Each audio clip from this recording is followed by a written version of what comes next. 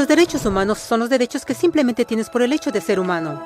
Es la forma en que instintivamente esperas que se te trate y el trato que mereces como persona, como el derecho a vivir en libertad, a expresar tus pensamientos y a ser tratado con igualdad. Hay muchos tipos de derechos. La mayoría es aplicable a ciertos grupos. Pero los derechos humanos son los únicos que corresponden absolutamente a todos, en todas partes. Significa niños, personas mayores, gente pobre, basquetbolistas, recolectores de basura, cantantes de rap, maestros africanos, indios, albanos, cristianos, musulmanes, cabalistas, ateos, tu mamá, tu papá, el vecino y tú mismo. Todos tienen exactamente los mismos derechos humanos. En otras palabras, son universales. Pero la pregunta sigue en pie. ¿Qué son? Name the human rights? What the human rights are? The right to live. Equality between all peoples. Right to religion, the right to... Is there supposed to be a list somewhere I should be aware of? De acuerdo con las Naciones Unidas, hay un total de 30 derechos humanos que generalmente se agrupan y sencillamente se llaman derechos humanos. Todos ellos se enumeran en la Declaración Universal de Derechos Humanos, que es el documento más ampliamente aceptado sobre el tema. Pero fue hace mucho tiempo cuando surgieron. Al principio no había derechos humanos. Si estabas con el grupo correcto, estabas seguro. Si no, bueno, no lo estabas. Pero entonces un personaje llamado Ciro el Grande decidió cambiar todo eso. Después de conquistar Babilonia, hizo algo completamente revolucionario. Anunció que todos los esclavos eran libres.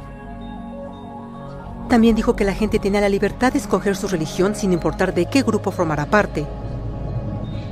Documentaron sus palabras en una lápida de barro conocida como el Cilindro de Ciro, y así nacieron los derechos humanos. La idea se extendió rápidamente a Grecia, la India y finalmente a Roma. Se dieron cuenta que las personas siguen naturalmente ciertas leyes aun si no se les pedía. Llamaron a esto ley natural, pero siguió siendo pisoteada por los que tenían el poder. No fue sino hasta 1000 años después, en Inglaterra, donde finalmente lograron que el rey aceptara que nadie podía invalidar los derechos de las personas, ni siquiera el rey. Los derechos de las personas fueron finalmente reconocidos y ahora estaban protegidos de quienes estaban en el poder, hasta cierto punto.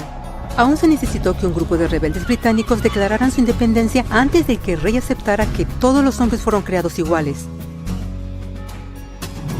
No es que le gustara la idea, pero no los pudo detener, y así nacieron los Estados Unidos.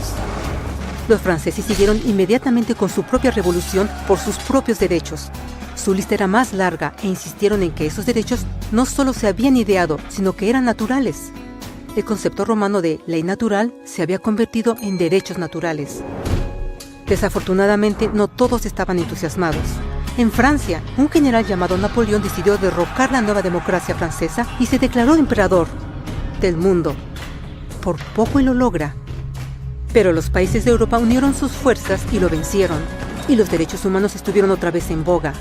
Se redactaron acuerdos internacionales garantizando ampliamente muchos derechos en toda Europa. Pero solo en Europa. De alguna forma, el resto del mundo todavía no tenía esos derechos. Por el contrario, esos países fueron invadidos, conquistados y consumidos por los enormes imperios europeos. Pero entonces un joven abogado hindú decidió que era suficiente. Su nombre era Mahatma Gandhi. Y ante la violencia insistió que toda la gente en la tierra tenía derechos, no solo en Europa. Finalmente incluso europeos empezaron a estar de acuerdo. Pero no iba a ser fácil. 2 guerras mundiales surgieron. Hitler exterminó la mitad de la población judía de la tierra en horribles campos de concentración nazis. En resumen, 90 millones de personas murieron. Los derechos humanos nunca habían estado tan terriblemente cerca de la extinción. Y el mundo nunca había estado tan desesperado por un cambio. Así los países se unieron y formaron las Naciones Unidas. Su propósito básico era reafirmar la fe en los derechos humanos fundamentales, en la dignidad y el valor del humano. Pero, ¿qué son los derechos humanos? ¿Eran las proclamaciones de Ciro, las leyes naturales de Roma, las declaraciones de Francia? Todos parecen tener una idea un tanto diferente de lo que los derechos humanos deben ser. Pero bajo la supervisión de Eleanor Roosevelt, finalmente estuvieron de acuerdo en un grupo de derechos para todos absolutamente. La Declaración Universal de Derechos Humanos. El concepto francés de derechos naturales se había convertido finalmente en derechos humanos. Así, en resumen, primero solo unas cuantas personas con suerte tenían algunos derechos, hasta que una de estas personas decidió, oye, otras personas también deberían tener algunos derechos, lo cual fue grandioso, excepto que no todos estuvieron de acuerdo, y solo costó unos cuantos miles de años de lucha, declaraciones y más lucha hasta que todos finalmente aceptaron que los derechos humanos deberían ser para todos, y vivieron felices por siempre. Excepto por un pequeño problema. Si la gente tiene el derecho a alimentación y cobijo, ¿por qué 16,000 niños están muriendo de hambre cada día? ¿Uno cada 5 segundos? Si la gente tiene libertad de expresión, ¿por qué miles están en prisión por expresar sus ideas? Si la gente tiene derecho a la educación, ¿por qué más de 1,000 millones de adultos son incapaces de leer? Si la esclavitud ha sido abolida realmente, ¿por qué 27 millones de personas viven hoy en esclavitud? ¿Más del doble que en 1800? El hecho es que cuando se firmó la Declaración Universal de Derechos Humanos, no tenía la fuerza de la ley. Era opcional. Y a pesar de muchísimos documentos, convenciones, tratados y leyes, no eran más que palabras en papel. Así que la cuestión es, ¿quién hará que esas palabras sean una realidad?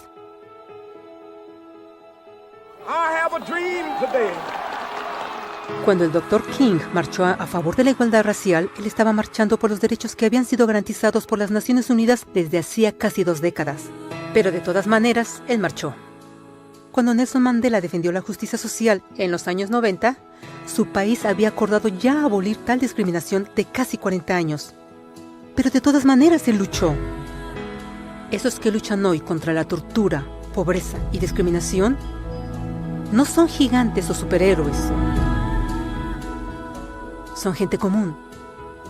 Niños, madres, padres, maestros, individuos de pensamiento libre que no están de acuerdo en estar en silencio, que reconocen que los derechos humanos no son una lección de historia, no son palabras en una hoja de papel, no son discursos, campañas comerciales o de relaciones públicas.